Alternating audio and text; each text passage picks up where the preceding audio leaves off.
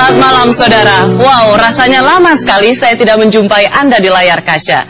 Nah, malam hari ini dan mulai hari Minggu malam, setiap pukul 9 malam saya kembali menjumpai Anda dalam program talk show saya, Rosi.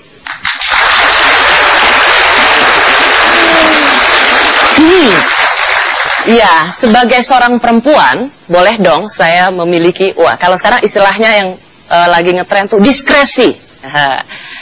Memiliki kebijakan untuk memilih siapa narasumber episode pertama saya. Ia juga seorang perempuan. Karirnya begitu cemerlang, melesat sebagai seorang pengamat ekonomi yang begitu disayang oleh media. Dan kini ia berada dalam puncak karir, benarkah? Tetapi justru pada saat yang sama, bisa jadi ia berada dalam catatan terberat yang pernah ia alami sepanjang karirnya. Siapakah dia? Kita lihat sama-sama.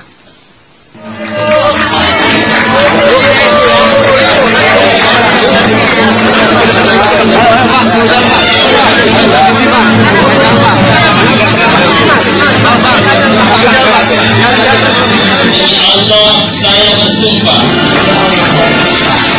bahwa saya sebagai saksi akan memberikan kesaksian dengan sebenar-benarnya. Ini butuh kan gede banget nih, nggak kebayang nih. Sudah butuh ya atau tidak? Ini ucapan ibu kebanyakan. Menjawab cukup banyak juga ya Pak ya, soal itu ya Pak ya. Tidak mikir yang lain kecuali mikir Bang Santuri begitu Ibu ya? Enggak Pak, saya mikir keluarga masih. Yeay. Iya, itulah tamu pertama saya, tidak lain dan tidak bukan Menteri Keuangan Republik Indonesia, Dr. Sri Mulyani Indrawati.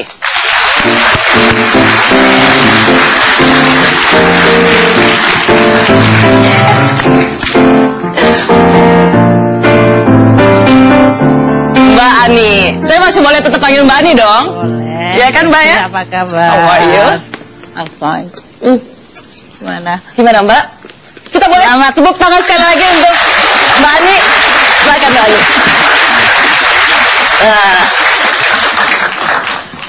Mbak, cukup tidur? Cukup. Biasanya nyenyak atau enggak? Memang begitu aja dari Begitu aja. Tapi capek kelihatan kadang-kadang Mbak Ani. nendang suami. Hah? Kadang-kadang nendang suami. Itulah kadang-kadang penting kalau kita mimpi punya buruk. suami. Mbak itu dulu dikenal sebagai pengamat ekonomi yang disayang oleh media darling gitu. Apa rasanya Mbak Ani melihat wajah Mbak Ani kalau didemo oleh mahasiswa dan digambarkan sebagai seorang vampire atau Dracula? Itu kreativitas dari yang bikin foto saya itu. Sama lagi dari ujung dari Sabang sampai Merauke. Saya kagum. Dia cetak banyak bener. Dia Tapi cetak aku gambar paling saya. suka Sebetulnya kalau nggak pakai taring sama itu kelihatannya agak keren saya itu. Kayaknya. Apa rasanya tapi melihat itu Pak?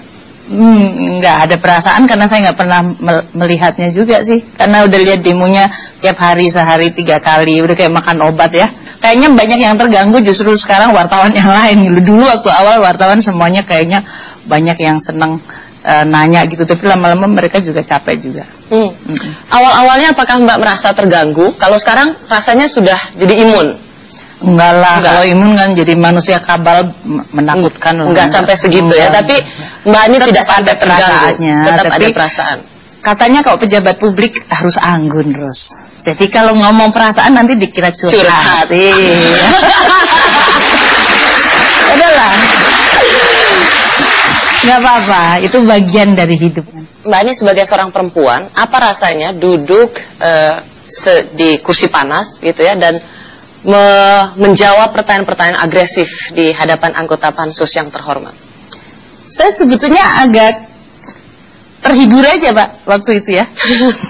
Soalnya lucu tuh, anggota pansus tuh sebagian besar adalah orang-orang yang saya kenal. Selama 5 tahun saya menjadi menteri.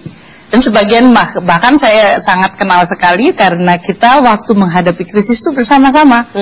Dan saya surprise saja karena mereka tahu apa yang kita lakukan. Kita mau mengeluarkan perpu intensif, kita berdiskusi. Saya waktu itu harus datang ke Ketua DPR waktu itu Pak Agung Laksono, beliau mengundang fraksi, pemerintah akan melakukan ini, mereka setuju karena situasinya memang waktu itu mereka sendiri yang khawatir terhadap krisis global yang menimpa Indonesia.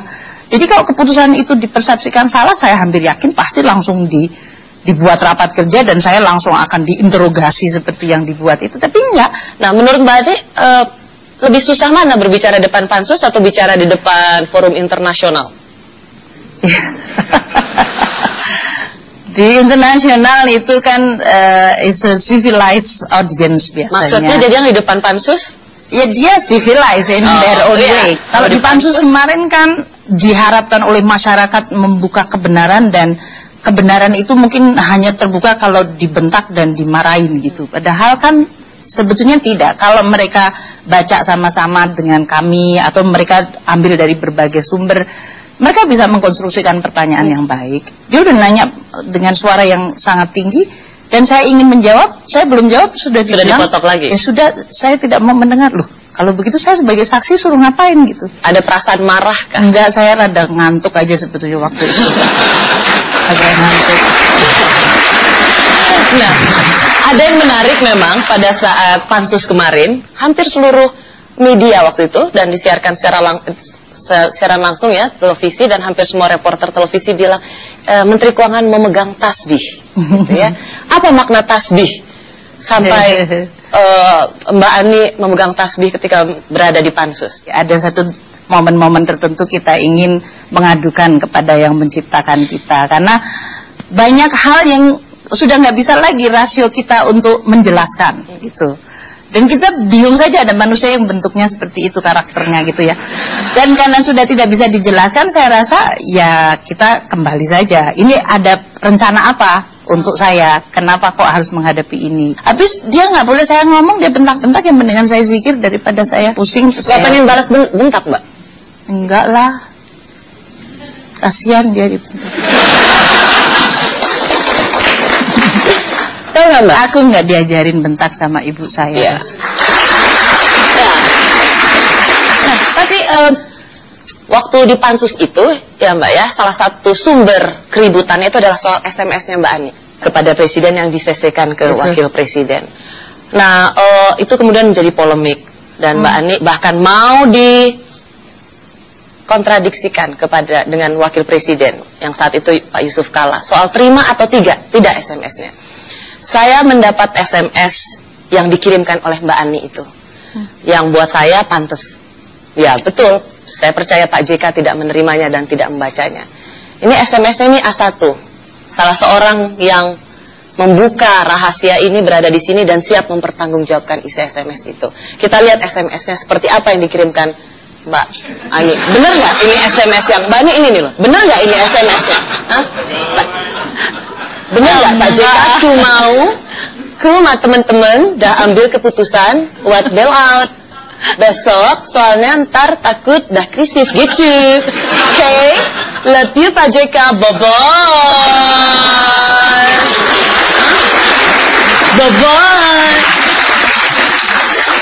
Ya iyalah Pak JK nggak baca nggak ngerti. Saya rasa Mbak Ani yang kirim SMS-nya masa bahasa alay gitu kan. Tapi tentang SMS gini dulu Ros, nanti kalau dibuat waktu jadi menterinya Pak SBY itu, waktu awal beliau kan mengatakan ini ngurusin Indonesia itu is a really full time job, pekerjaan yang penuh waktu gitu. Jadi tidak boleh ada halangan untuk seorang menteri melapor atau yang lain. Dan ada pembicaraan atau ada keputusan yang penting, itu saya pasti malam akan kirim kepada Bapak Presiden laporan. Mbak, ini itu kan menunjukkan pertanggungjawaban bahwa apapun yang dilakukan oleh Menteri Keuangan, bosnya tahu dong. Loh, kebijakan saya menyampaikan iya. Artinya pansus menanya saya, kalau pakai bahasa Jawa, dedes itu ya. Karena mereka mau des itu ditekan dicecer gitu. Tapi sebetulnya dari sisi konsep bahwa saya pembantu presiden, policy, kebijakan yang diminta Bapak Presiden, saya harus mencegah krisis. Saya tidak boleh masuk kepada program IMF. Kalau orang kan bayangannya, pikiran ngeresnya adalah saya lapor itu, Robetan Telur diapain? Kita kenal nggak? Itu nasabahnya duitnya aman apa nggak? Dikiranya itu ada percakapan yang bentuknya itu seperti itu, bukan. Dengan Presiden santun sekali dan memang itu adalah koridor policy. Tapi yang ingin saya tanyakan adalah, so what jadi menteri kalau diperlakukan seperti ini? Kenapa sih nggak mundur aja? Jangan dijawab dulu, kami kembali sesaat lagi.